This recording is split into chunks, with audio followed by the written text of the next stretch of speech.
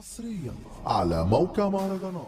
يا عيني يا ليل يا عيني يا ليل، قصدك كلمة واحدة فهو يديها يا ابن خالي عشان تعرف كتير باخده على الهرم وانت باخده على الهرم والمحترم. هو يابا الكلام ويقول لك ايه يا يوسف وشة بعتهم من العشوائيات واقول لك ايه بقى.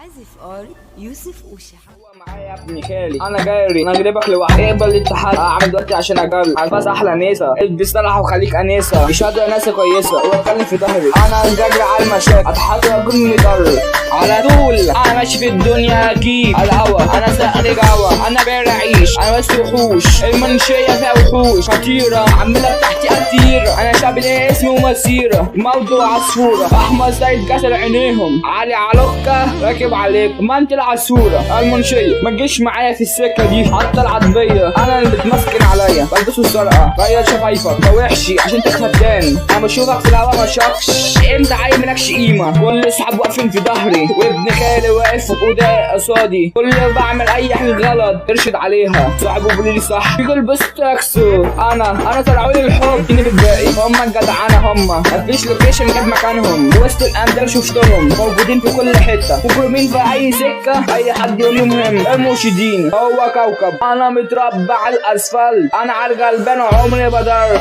انا مخسبني الساعة واحدة عور لوحدة كل كلامك على البنات بينكو ده عيل بتدس اللي بيشوف اول الدرجات فكرش انت ربع شكلك معايا دي في وشك تفتح سنجال عامل نفسك بكتير احنا المجمشة احنا الاشياء هو يا كلب الميزة انت كلب قال شامي لا في صاحب ولا في اخ الغل ده باين احمد السيد عامل لي كله صحاب عينكم معايا اتحرقت تعالى لسه يا شقه